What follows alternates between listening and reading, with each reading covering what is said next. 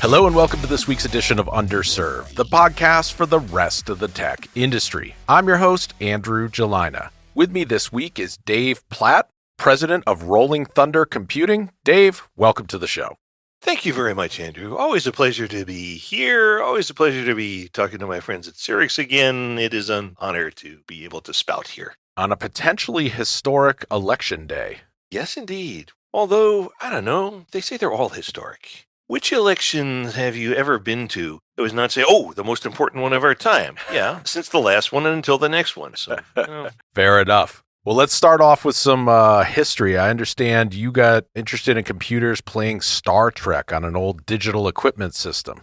Yes, it was a DEC PDP-10 back at Colgate University, the fall of my freshman year. And you could play Star Trek. You could press number 5 to fire photon phasers or rear photon torpedoes. I can't quite remember, but you would type in numbers and it would fire the phasers or the photon torpedoes. You could head toward the enemy at warp speed or away. And wow, that was just the coolest thing in the universe. And that inspired me. And I just started hanging around the computer center. And then I wanted to write a better game. I wanted to add some features to the game and stuff like that.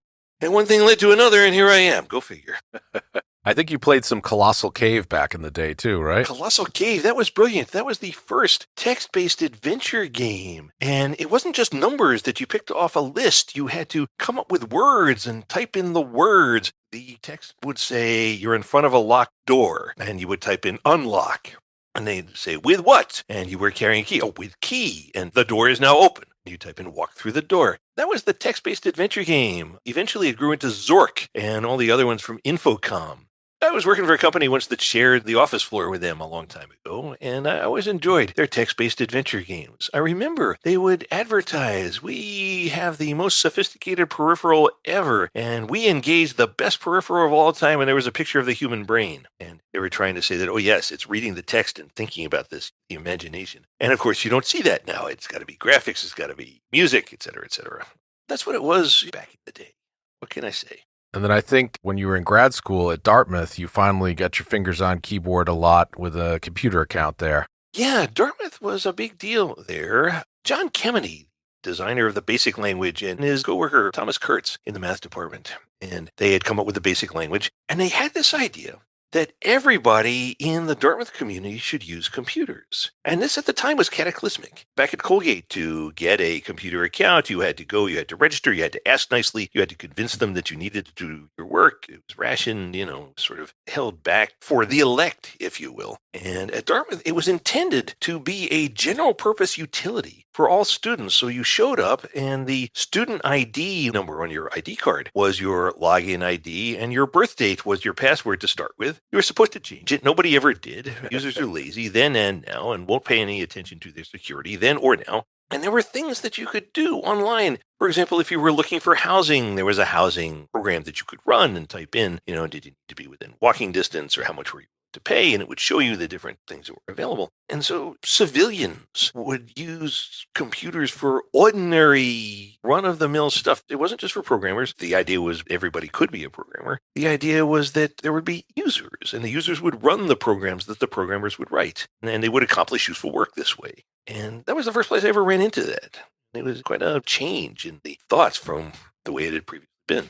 I think you said they had like an ancient Craigslist for rentals in the area and ride Yeah, that's shares. what it was. That was the basic idea. It had roughly the same graphics as Craigslist has today, which is none whatsoever. It was just lists of text, and you could type in how far you were willing to drive and how much you were willing to pay, and they would show the lists of things that had them. And then you had to print them out or write down the phone number and go call them on a telephone as opposed to emailing them, because there was mail on campus, but it really hadn't gotten out into the civilian community. But that was kind of the first one. And of course, housing was always in short supply and it was kind of expensive and it didn't really solve that problem. But at the very least, you now had a way of getting things done. And it was like an early Craigslist. And whenever anybody says to me that, oh, yes, you got to have fancy graphics to get anything done. Oh, you got to have dancing Tinkerbells and color fades and stuff like this to make any money in the computing world, I'd say, yeah, sorry, one word, Craigslist. Look at that. They've got just plain lines of text, nothing else. And what did they do? Well, by taking over the classified ad market, they single-handedly kicked one leg out from underneath the newspaper industry, brought it down almost single-handedly, and don't have any text then or now, but they have the content. They have useful content that accomplishes useful work easily at a price people are willing to pay, and they've been fantastically successful.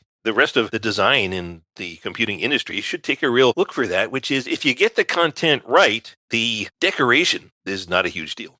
So speaking of getting the content right, I think Yes. it was pretty early on that you moved from just building things to trying to figure out usability and how do I build better systems for people? Very much so. Sort of the first systems I built, there was a chaff decoy launcher for a warship, and there was an ion implantation machine, and there was a touchscreen dealing system for foreign exchange traders. And I fairly quickly came to see that it was not programming this or programming that was going to make it successful. More or less anything you could think of, you could program. It was more of a question of what ought to be programmed to help the users accomplish what they need to do. And I started off, as all geeks do, by making things complicated so that you could do every last little thing that you could think of, you were able to do. Complex things were possible, but because complex things had been made possible, simple things were not simple.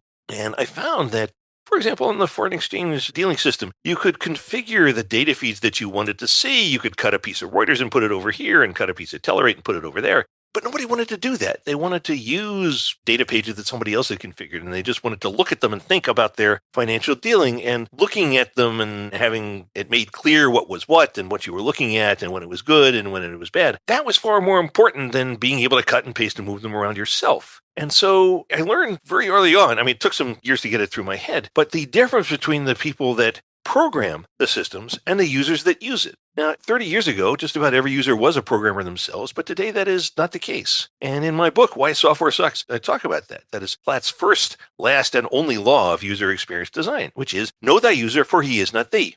Your user is not you. Your user is not you. Okay? As I tell these guys, look, your users are doctors, they're retail clerks, they're airline pilots, they're airline passengers, they're foreign exchange traders. You, on the other hand, are a burned out computer geek. And what makes you happy and what you like to have is not what your users like to have. Classic example. When I teach at Microsoft or somewhere like that, I say, how many of you guys drive a car with a manual transmission, with a clutch and a stick shift? Let me see the hands. And I get about half of the hands. I say, okay, now how many more would if your wives would let you? Or if they came on minivans, did you need to drive because you're becoming a cranky old for it? And I get about half the remaining hands. So 3/4 of programmer geeks, 6 out of 8, think that something that's harder to learn initially and then more work to use all day, every day, but gives you better control. 6 out of 8 programmers think that that's a good trade-off. And I say, okay, now what percentage of cars do you think are sold in the US with stick shifts? And at the time, they say, I bet it's low, 30%? Ha, you wish. At the time, it was about 12 to 14%. And it's gone down a lot since then. It's very hard to find a car with a stick shift anymore. Even a supercar. Yes, indeed. So 6 out of 8 programmer geeks think that's something that's harder to learn initially, and then more work to use all day, every day, but gives you better control. 6 out of 8 of you geeks think that's a good trade-off. Only 12.5%, 1 out of 8 of the general populace, thinks that's a good trade-off. And in fact, it's even less than that, okay, because all 6 of you geeks are in that 1 out of 8. All right? Normal people don't drive stick shifts. Why do they not drive stick shifts? Because the control that a stick shift gives them is not something they care about. They don't want to drive somewhere. They want to be somewhere. If they could magically click their heels 3 times, 1, 2, 3, and magically, bam, snap, be at the New Hampshire State Liquor Store, they would. And so they are not interested in the process. They are interested in the result. If they could take a transporter there, they would. So your user is not you. You value control. Your user values ease of use. You don't want to know how long it took me to get that through my head. You've more recently got a bee in your bonnet trying to help out your dad in his new living accommodations. This was fascinating. My parents are getting older, and my dad just turned 86, as a matter of fact. And to see them struggling with modern tech was very frustrating. For example, my dad has a MacBook that he can sort of use, and he has an iPad that he can read the New York Times on his iPad. He's okay with that. But to see him do things like he wants to watch a movie, he wants to rent a movie on Amazon, he wants to watch it on his big screen TV. That is just so extremely difficult. The smart screen TV is incredible. They show you a keyboard and you've got to move the cursor around with the button controls on your TV remote. Okay, you have to beat to move to the next letter. It wanted to put one letter in. If one of my Harvard students did that, I would flunk his sorry ass so fast he would change his major to Sanskrit. Okay, that is just not an okay thing to do. Well, I bought an HDMI cable. I hooked it up to his TV, so what he was doing on his MacBook would show up on his TV. But even that was very hard. Just the idea. When people get older, it is just very hard for them to learn new things. I wish it were otherwise. I'd be lying if I said I was looking forward to that myself. Just saying, oh, well, here, this is the remote control for your TV. Oh, but this is the remote control for my TV. Oh, yeah, well, it's the remote control for your cable box. But I use that for my TV. No, you got to use this one for your TV. You got to press the input key. The input, what the hell? And things that to us are extremely simple, to them are new and not intuitive, and they saturate fairly quickly. More than 2 or 3 things, they just say, okay, to heck with it. This is not for me. And trying to help them do these things that to us are ordinary and to them are just not possible led me to the thought that apps really need to be designed for seniors to use, to make them very easy for seniors to use, because that's just where their heads were at. And I wish that could be changed, but it can't. And it is not my parents' job to adjust to the software. On the other hand, I maintain that it is our software's job to adjust itself to our users. Hey, what a concept. Remember years ago, we were all going to have to become computer literate? Oh, yes, we need to be computer literate, right? You have to learn about saving files. Yes, it's part of being computer literate. You have to save your file. Well, Alan Cooper likes to say that a person who is computer literate has been hurt so often that the scar tissue is so thick that they no longer feel the pain. That's what computer literacy is. And the breakthrough came when my dad and mom were having to move out of their independent apartment into assisted living. They're in one of these continuing care retirement communities where you do that when you get older. And so my dad loves music, but he had to leave all of his CDs behind.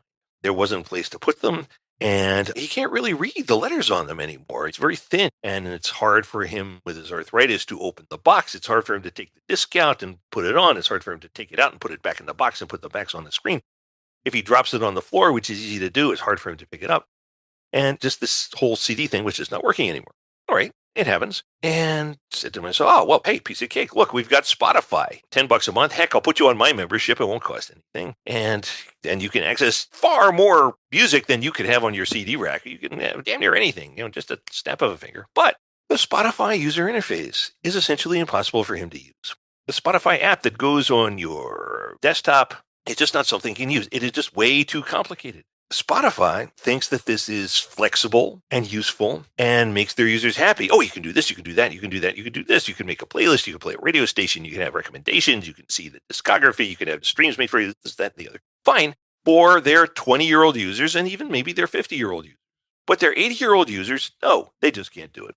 So what I did is I thought about this for a second, and what I did is I bought a smart speaker, a Bose SoundTouch speaker, which knows on its own how to access Spotify. There's a button on top. You press button number 1, and it plays a stream that you configure on Spotify. Let's press button number 2, and it plays a different stream from Spotify. All right. But it was very hard. He couldn't see the buttons. They were too small for him to press. The tiny little pictures for volume up and volume down, they were too small for him to see. If you look at them next to a quarter, the little speaker says the volume up is approximately the size of George Washington's ear on a U.S. quarter. An 86-year-old cannot see that, and is wrong to ask him to.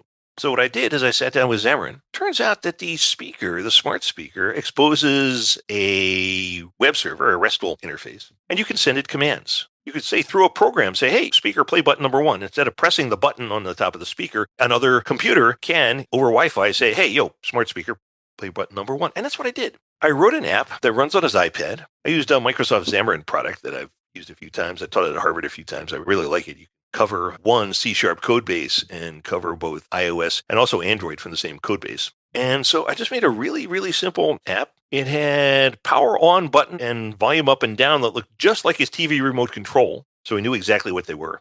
And then there were just 4 other buttons. One said classical, one said jazz, one said American Songbook, and one said call Dave. And so all he does is he brings up that program, and he can still do that on his iPad. He still reads his New York Times on it. There are 4 buttons. He taps the one for the music he wants to hear right now, and it plays over a smart speaker. Now, some people would call it less powerful. I would not accept that term. Power is the rate at which work is done, and if you gave him the regular Spotify thing, he couldn't do a damn thing no matter how long he sat there. So the power of that to him would be 0. More flexible, yeah, but that is not something that he is able to use. He just picks it up, taps the icon to launch my app. He presses button number 1, 2, 3, and 4, and out comes the music that's programmed to do.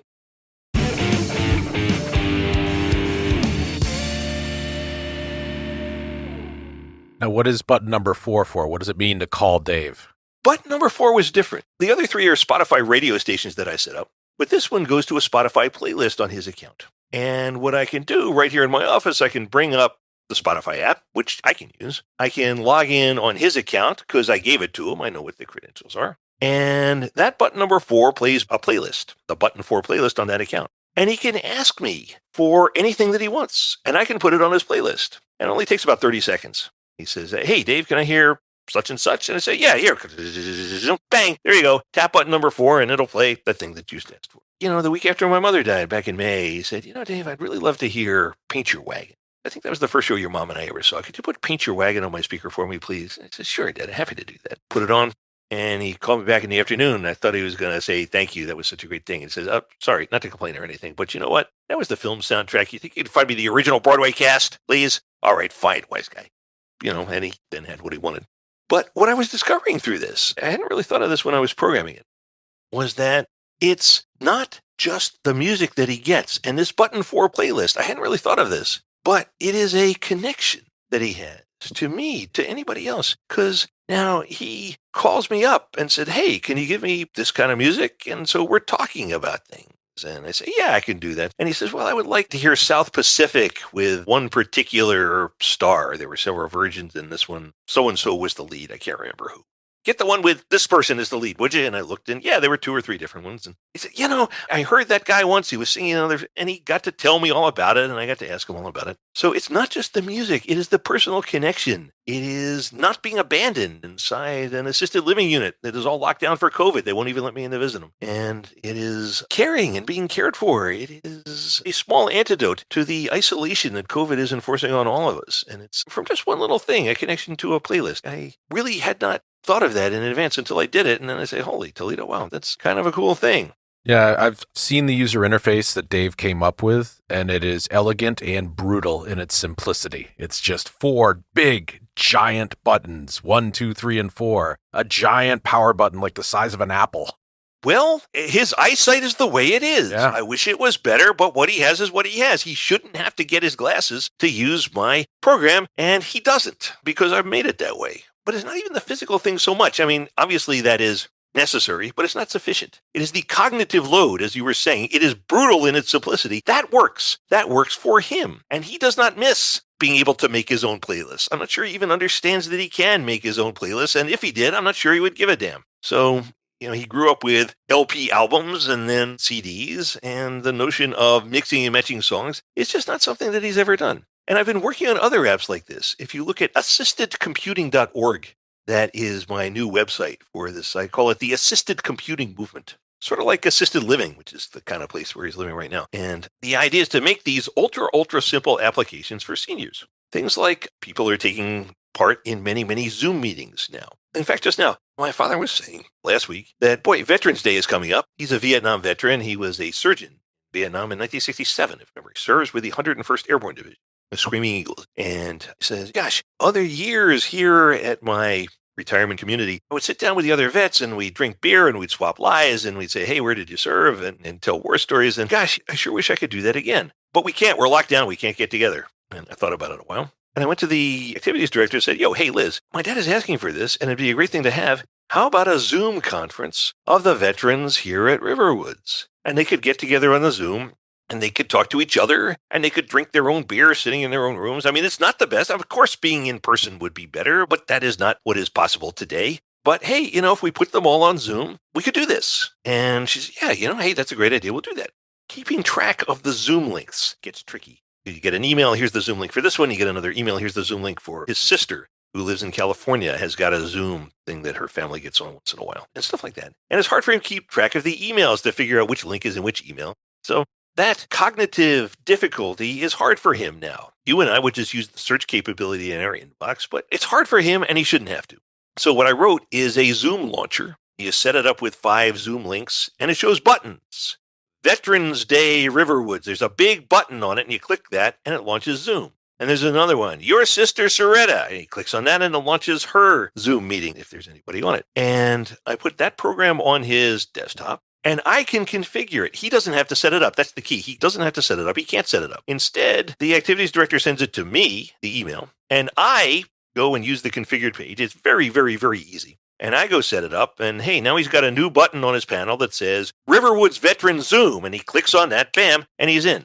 So I do a relatively small amount of work, and he does exactly zero work. And that's a good trade-off. Another one that I'm working on, I'm trying to use the same idea for music to deal with his TV remote control. Go look at your own main cable box TV remote control. Can any one of you, anybody listening to me, can you use 10% of the stuff that's there? If you can, I congratulate you. My teenager cannot do that. And that tells you the situation is desperate. Why they built a piece of crap like that, I don't quite know. There will be a lot of Sanskrit majors at Harvard by the time I'm finished. But if you think about it, what does my dad do? Does he set his DVR? He does not set his DVR. He doesn't know he has a DVR. And if he did, he wouldn't care. Does he buy their preset movies? Not usually. Does he scan up and down 500 channels? That's pretty rare. What does he do? Well, he goes to the channel numbers that he can remember. He types in 44, enter, and bam, there's a channel on TV, and maybe he watches it. Problem is, channel 44 is CNN, and that is not something that leads to peaceful sleep at nights. It just isn't. So I thought, just like I put his favorite music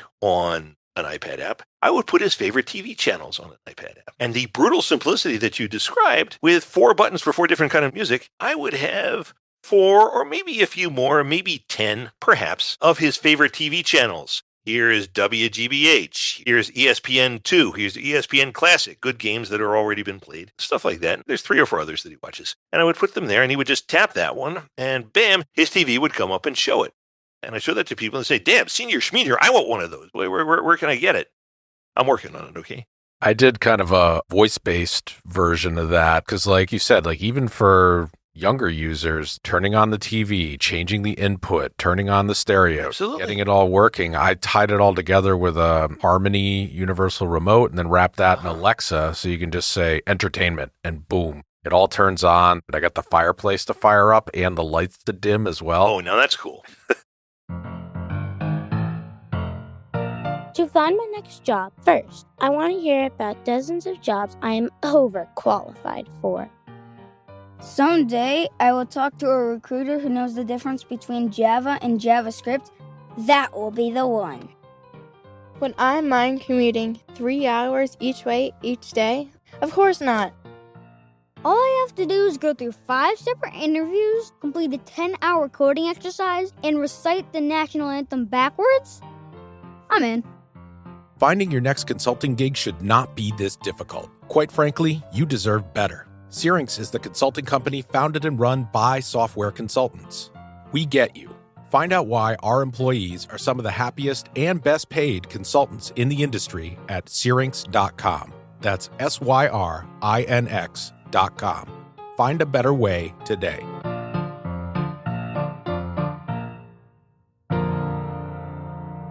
Syrinx Consulting is a proud sponsor of Underserved, the podcast for the rest of the tech industry. A Harmony remote, I looked at that, and the problem is they did not have an external API, and that would have been a really handy thing. I had to find a remote IR emitter box that would accept Wi-Fi commands and then emit IR codes that go to the cable box.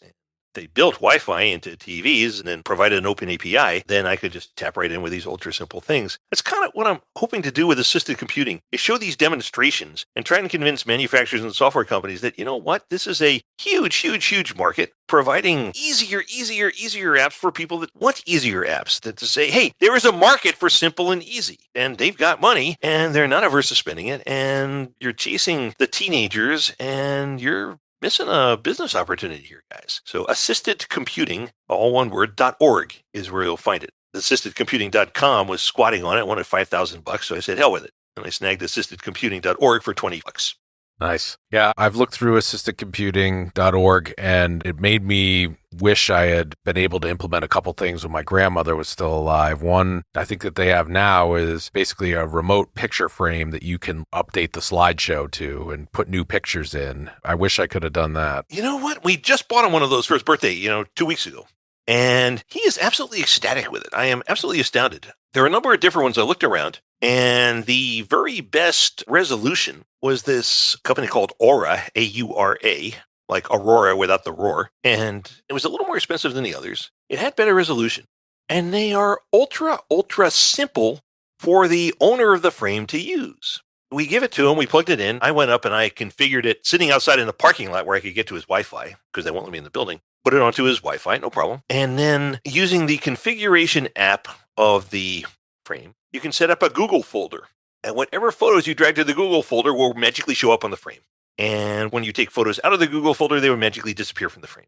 So all we have to do is take our photos and put them in the Google folder, and they show up on his frame. And he doesn't have to do anything at all with it. I get to set the stepping frequency anywhere from 30 seconds to 4 hours. Right now, I have it set on 15 minutes. He's pretty happy with that one, actually. And there's only one feature there that he uses, and that is you hold up the frame like this, and you imagine that you're holding your phone in landscape orientation. For example, put your finger on the top, and you slide it to the right. And there's a little sensor, and that moves to the next picture. Or you put your finger on the top, and you slide it to the left, and you go to the previous picture. And that he was able to grok. I would say, okay, Dad, see the frame? Yeah. You want to put your finger on the top? Yeah. Slide your finger to the right. Oh, look at that. It moved. Okay. Put your finger on the top. Yeah. Okay. Slide it to the left. Oh, look, it moved. And that is, I won't use the term intuitive, because intuitive means that something that's built into your psyche, like salmon homing up rivers, and humans don't have any of that. But something that is familiar, that allows you to easily, where the action that takes place moving something is already set in your brain in connection with the gesture that you're having. So it is a very, very familiar thing to him. And bam, he picked it up like that. I was astonished. And he loves it because he sees all the family. He loves to see that. We rented a house on the lake for this coming summer, and where we've gone before, and he so misses the lake. And we said, oh, we're going to take you to the lake. Oh, you reserved the lake? Oh, yeah, we're going to reserve the lake. And we put pictures of the lake from the previous summers, and now he sees the photos of the lake going by, and it gives him something to look forward to. For Veterans Day, it has a number of photos of him in Vietnam. There he is driving a Jeep, and the villagers brought in an elephant once that had been shot, and he saved the elephant. And it was the village's work elephant that he brought the elephant back from death's door. So there's a picture of him with the elephant. And he loves to see that. And more than that, it is a conversation piece. When the staff comes to bring his trays or do his laundry or just sit and talk with him, he says, hey, look at this. There's a picture of whatever. And he talks to them about it. It starts conversations. It breaks the loneliness. It facilitates discussions. And it's not just a psychological depression kind of thing. Your brain actually rots faster if you don't have this kind of stuff. And so it is very helpful in a, not just a mental, but also a physical health kind of sense. And so if anybody is looking at that, I do not gain anything at all from these guys. I don't have any stock in them or anything at all. I am really, really happy with my Aura picture frame. Cool. Now, I understand you're trying to raise the next generation of UI and UX experts teaching at Harvard.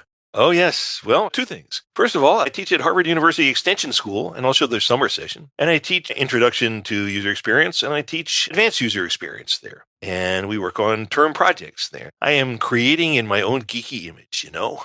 I teach them to know that user is not thee. I teach them that it is all in understanding who the user is and where they're coming from, and what problem are they trying to solve, what pleasurable state are they trying to enter, and what would they consider to be the characteristics of a good solution. I teach them what I think they ought to know. I teach them that the appearance doesn't matter. Too many people get up and say, oh, should we have a fade? How about a curtain? You know, should we have a little color gradient here? And say, no. That comes at the end. In the beginning, you got to look at who the user is and what problem they're trying to solve and get the basic interaction flow working. Then and only then, at the end, do you decorate it. Yes, things ought to be decorated well rather than poorly. But that is the very last thing. And in fact, coding is the next to last thing. It all comes down to understanding who the user is and what problem they're trying to solve. And a lot of times you don't know this. A story from my father years and years ago. He just graduated from medical school. Very first job right out of medical school. You know, they graduated in May, and July 1st, the new guys. They were called interns at the time. And there he was, July 1st. Guess it was 1964, it must have been. And there he is, brand new MD degree on the wall. The ink's not even dry. Patient comes in complaining he hadn't had a bowel movement in a week. And my dad says, all right, well, that's cool. Yeah, bowel movement. Yeah, 4 years of medical school, bowel movement. I can do a bowel movement, fine. Gives him a laxative, nothing happens. Gives him a stronger laxative, not a thing. Tries an enema, nothing comes out. Does an x-ray, can't see a thing. Does an ultrasound, it's unremarkable. Finally, he takes him up to the operating room and does an exploratory laparotomy, opens up his belly, looks inside. Nothing, perfectly normal abdomen. Finally, he does what he should have done in the beginning, which is take a thorough history, in the course of which he asks this patient, what do you do for a living? Guy says, I'm a musician. Finally, the light goes on. Jesus, no wonder. Look, here's $10. Go get yourself something to eat. The patient came in saying one thing, and it was true, but that wasn't really the root cause. And so that's what you have to do with your users. And then you have to do sketches, wireframes, mock-ups with them before you start writing code. Because a lot of times the users will tell you things here. It's very, very easy to change now. It's easy and cheap to change now. Once you get it coded, to write code, to write a program that runs this thing, it takes longer and costs more money. And you write something and you code it up and you show it to the user and they say, oh, damn, I hate it. Well, now what? You've got to either throw away the code that you've just so expensively written, or you've got to go shove that thing that they hate down the user's throats, and neither one of them is going to make you very profitable. But if you make changes early in the process, it's a lot simpler and a lot easier to change when they're still in the form of sketches. I'll give you an example. I've got a book actually called The Joy of UX, published in 2016. Any resemblance to the joy of cooking, the joy of sex, is one hell of a coincidence now, ain't it? But anyway, I have a chapter in there that shows an app that I wrote for the MBTA's commuter rail system. The MBTA is the guys that run the public transportation here in Boston. Their commuter rail has an app. It's absolutely terrible. If you want to find a schedule of your train, it's terrible. You have to drill down through screens. You got to pick your station out of a big complicated list. It sucks. Whereas what I did is I said, okay, well here, you only care about your station, don't you? You shouldn't have to look at anything else. So just type in the station that you want. I'll remember it. And then I'll just always show you the list of trains to and from your station. Piece of cake. And I was showing that to a number of different users. And I had down at the bottom a countdown timer, relatively small type, that next train shows up in 12 minutes. And the MBTA has a public data feed. You can get this information from them. So that's good. I salute them for doing that. And I had a little countdown timer and said, train coming in 12 minutes. And the user looked at it and said, oh, you know what? That countdown timer. I need it right up here at the top so I know if I need to run to make my train. And I thought, of course. Call that a double hitter. You hit yourself on the end and say, holy Toledo. I never for a microsecond imagined whatever the hell.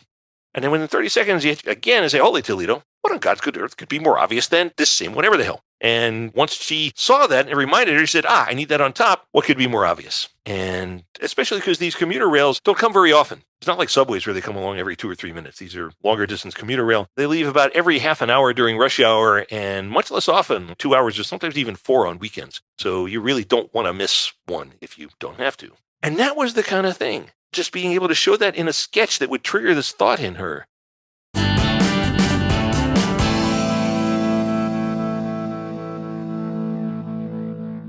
You gave me a good piece of advice. I asked you, what's the right level of fidelity for a mock-up? Because it's tempting, especially if you have some nice graphic designers, to make it look good. No, do not make it look good. Make it look bad. The level of fidelity for a mock-up is the absolute least you can possibly get away with.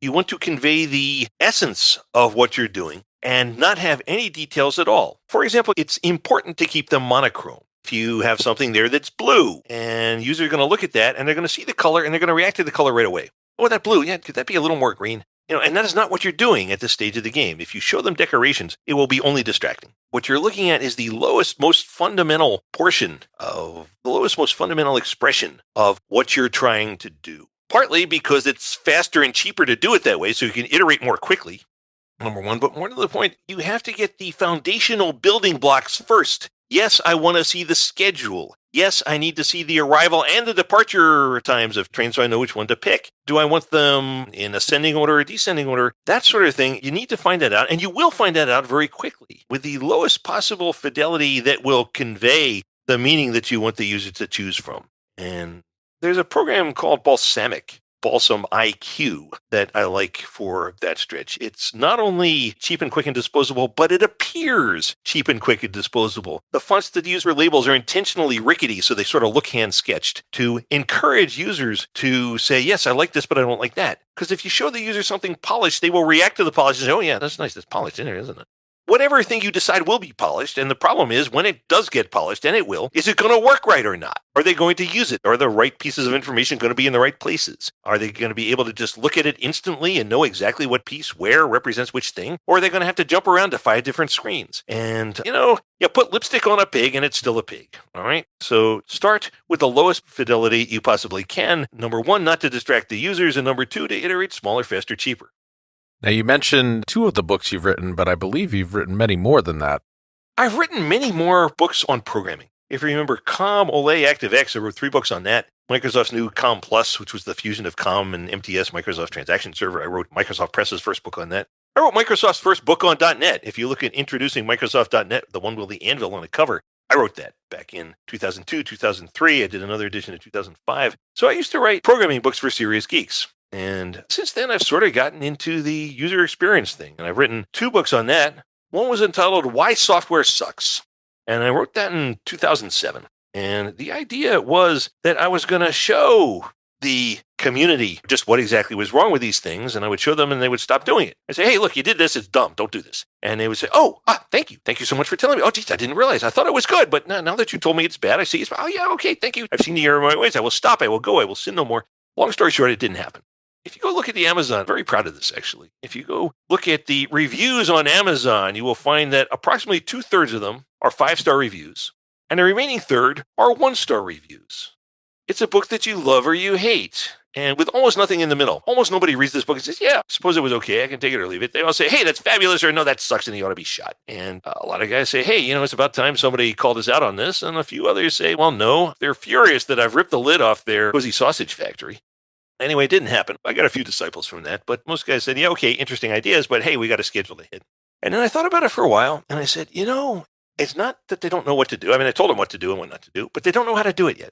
And so that's why I wrote The Joy of UX. It's just my set of steps, the Platsky protocol, if you will, of how to go about designing a user experience. You start with who. Who are your users? For my MBTA commuter rail application, I went to the MBTA and I went to the guys who sell their advertising and I asked for their press kit and I found out they had all kinds of information about the demographics of their ridership because those are the guys that sell the advertising. So I knew that they were just about evenly split male and female, 48-52, well within the margin of error. But if you go look at their age brackets, the largest single cohort was 45 to 55 years old is who's riding the commuter rail. Gen Zs are not riding commuter rails. They graduate from college, they work downtown, they meet, they get married, they stay downtown, they have the first kid downtown. And then when they have the second kid, they don't fit in the apartment anymore. They need to move out, get some more elbow room, place for a yard with a swing set and a golden retriever, and start riding the commuter rail. Or at least they did until COVID.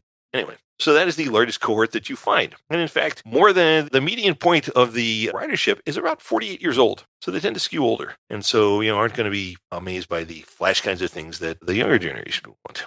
So who are the users and how do you find them out? Then what problems are the user trying to solve and expressing them through stories? Try to explain to the programmer geeks through writing narrative stories. Our user is named Claire. She lives in Salem. She wakes up in the morning and she looks out and she says, oh, damn, it snowed again. Geez, is my train still running? She picks up her phone, taps up her app. There's the train. Oh, damn, her regular train's canceled. But, oh, wait a minute. There's another one that she can make if she hustles, et cetera, et cetera. And then you do some mock-ups and then you try the mock-ups on some users, as I was talking about. You wire the app for telemetry so you can see what the users are doing and so on. And the final simplification.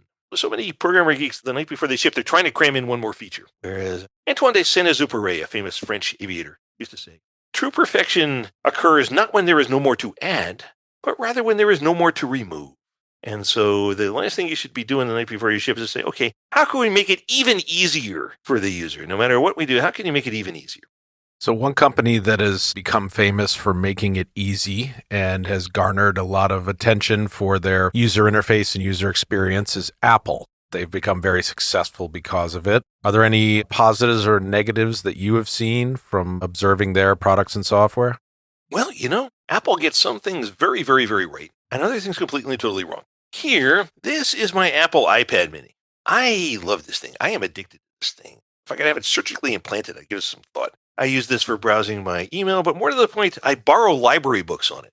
And it's smaller and lighter than a library book. It fits in the pocket of my regular pants. I absolutely love this. Apple did a lot of things in the early days. Yes, they came out with a graphical user interface where people with DOS were still typing in commands. And yes, that was revolutionary. And hey, they are the most valuable company that's ever been seen on the face of the planet. They're definitely doing something right.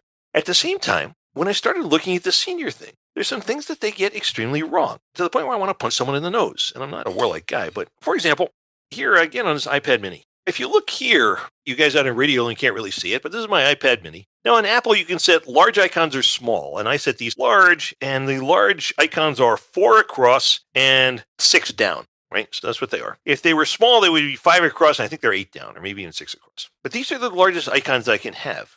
Now for my dad, these are too small. He really can't see, he has trouble picking out the picture, and the text below them is just way, way, way too small. Now, Apple does not have an extra large setting. And so by doing that, Apple is saying, hey, you know what? We really don't care about anybody over 70. That may not be what goes through their heads, but that is the end result of this choice. Now, you say that to Apple and say, oh, no. Well, we have a magnifier mode. If you need something bigger, a magnifier mode. Well, you know what the magnifier mode is? You tap it, you set it. And what you can now do is you can use 3 fingers on the display, and you can spread things apart. And you can zoom in on any part of the screen, and you can zoom around and drag and drop, stuff like that. For somebody who is 25 years old and has full dexterity of their fingertips and full cognitive resources to understand what's happening, but just is legally blind, can't see very well. That's fabulous. That's great. I had a guy like that in a class that I taught once, and that would have been an absolutely fabulous thing for him. My father can't begin to touch that. Using 3 fingers for a spread gesture? Oh, please.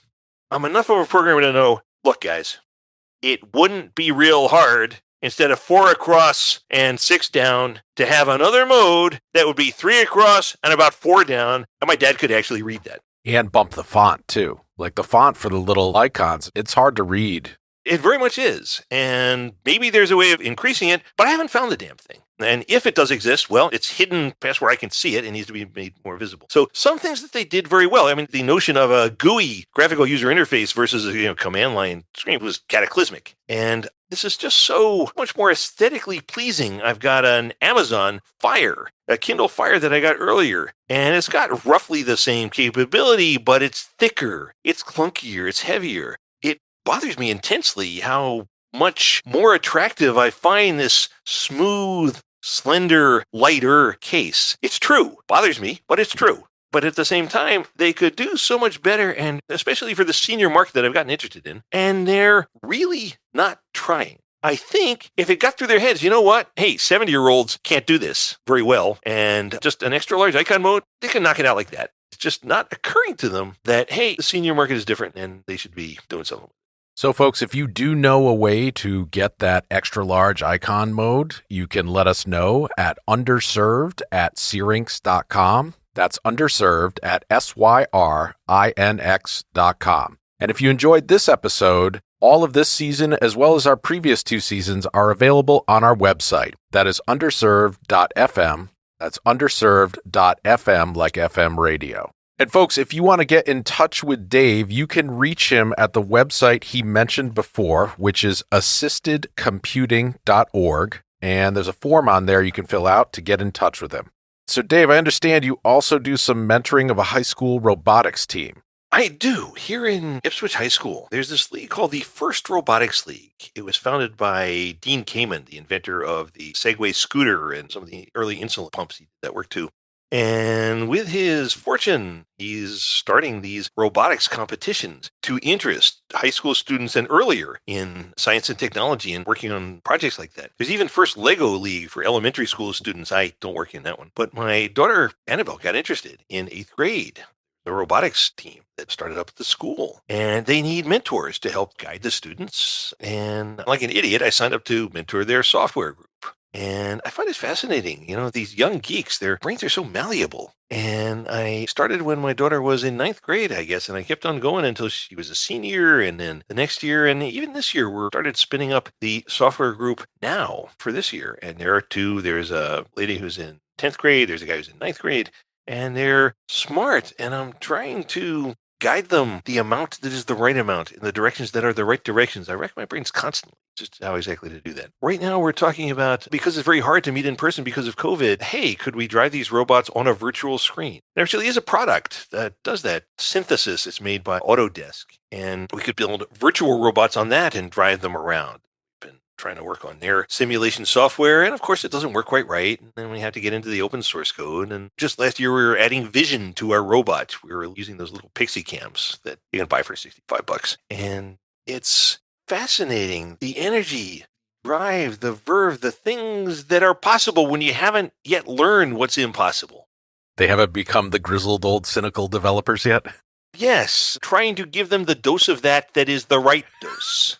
And yet the naivete, the chasing down blind alleys, the failure to understand users aren't like you, that users don't do what you wish they would, even though you wish they would. They don't do what they say they will, even though they promise you that they will, and stuff like that. And you think that this is going to get done in time, and it never does get done in time. And the constant time creep that just gnaws away at things. And feature creep. Yes, and to try to build the good stuff without squashing it is a constant balancing act. And I scratch my head constantly. What exactly is the right level there?